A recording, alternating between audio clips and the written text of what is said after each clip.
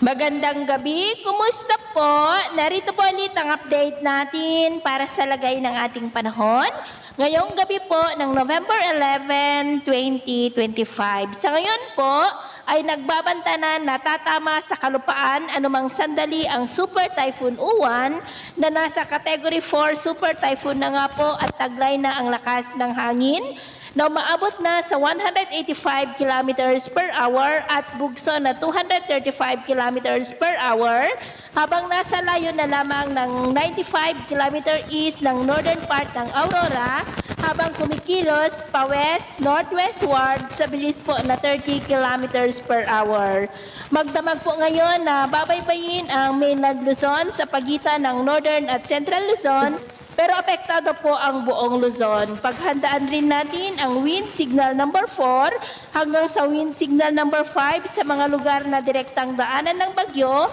at malapit po sa sentro nito. Bukas pa ng umaga, posible na makalampas sa kalupaan, mag-exit dyan sa may La Union o dyan po sa may Pangasinan. At dahil po sa Super Typhoon Uwan ay nakataas na ngayon ang Tropical Cyclone Wind Signal number 5 sa southern portion ng Quirino sa may nagtipunan, maging sa southeastern portion ng Nueva Vizcaya sa may Alfonso, Castañeda, Dupax del Norte, Dupax del Sur, the northeastern portion ng Nueva Ecija, sa may Bungabon, Caranglan, Pantabangan, ganoon din sa central portion ng Aurora, sa may San Luis, Baler, Maria Aurora, Dipaculao, Dinalungan, ganoon din po sa may Polillo Islands, the northern portion ng Camarines Norte, sa may Parasale, Vinsons, kasama na po ang Calaguas Island. Signal number 4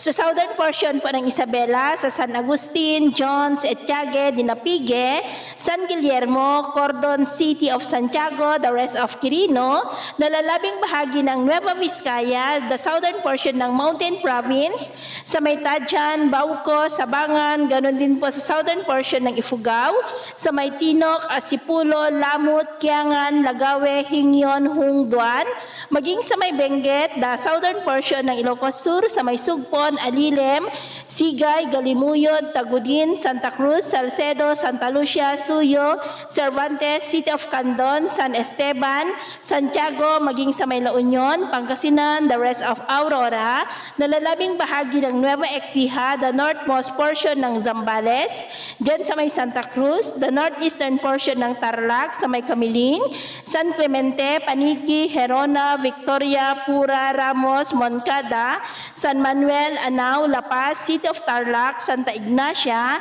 ganon din po sa northeastern portion ng Pampanga, sa may Candaba, the eastern portion ng Bulacan, sa may Doña Remedios Trinidad, San Miguel, San Ildefonso, Norzagaray, San Rafael, maging sa northern portion ng Rizal, sa may Rodriguez, the northern and eastern portions ng Quezon, sa may Tagkawayan, Calawag, Ginayangan, Perez, Alabat, Quezon, Infanta, General Nakar, Rial, Mauban, nalalabing bahagi ng Camarines Norte, the northern portion ng Camarines Sur, sa may Del Gallego, Ragay, Lupi, Cabusao, Sipocot, Libmanan, Bombon, Calabanga, Kanaman, Magaraw, Tinambak, Siruma, Goa, Tigaon, Pasakaw,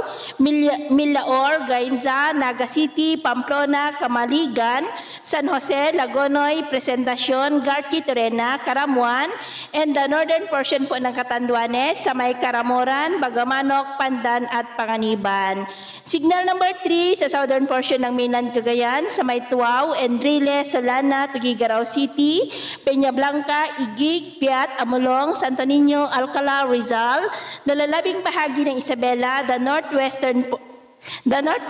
and central southern portion po ng Apayao, sa may Coner, Cabugao, Kalanasan, Abra, Kalinga, the rest of Mountain Province, nalalabing bahagi ng Ifugao, Ilocos Norte, the rest of Ilocos Sur, nalalabing bahagi ng Zambales, Bataan, the rest of Tarlac, nalalabing bahagi ng Pampanga, the rest of Bulacan, Metro Manila, Cavite, Batangas, the rest of Rizal, Laguna, nalalabing bahagi ng Quezon, Marinduque, the rest of Camarines Sur, nalalabing bahagi ng Catanduanes, Albay, Sorsogon, Ticao, and Burias Islands, maging po sa northwestern portion ng Northern Samar, sa may San Isidro, San Vicente, San Antonio, Capul, Lavezares, San Jose, Victoria, Allen, Rosario, Bobon, Qatar, Carman at Biri. Signal number 2 naman sa Babuyan Islands, the rest of mainland Cagayan, nalalabing bahagi ng Apayao, Occidental Mindoro, Oriental Mindoro, Romblon, the rest of Masbate, nalalabing bahagi ng Northern Samar, the northern portion ng Samar sa may Calbayog City, Santo Niño, Almagro, Tagapulan, Tarangnan, San George, Pagsanhan, Gandara, Santa Margarita, Matuginao, San Jose de Buwan at sa northern portion ng Eastern Samar sa may Maslog, Arteche, Oras, San Policarpo, Hipapad at Dolores. Signal number 1 sa Batanes and the northern portion ng Palawan sa may Tagaytay, Dumaran, El Nido, Arceli, Rojas, San Vicente, kasama na po ang Calamian at Cuyo and Cagayan Silio Islands. Nalalabing bahagi po ng Samar, the rest of Eastern Samar, Biliran, Leyte, Southern Leyte, Cebu, Bohol, Siquijor, Negros Oriental, Negros Occidental, Guimaras, Iloilo, Capiz, Aklan, and ganoon din sa Antique, Dinagat Islands, and Surigao del Norte. Mag-ingat po tayo sa mga banta ng mga pagbaha at pagguho ng lupa, lalo na po dito sa mainland Luzon dahil mananalasa magdamag ang bagyo na napakalakas po na Super Typhoon Uwan.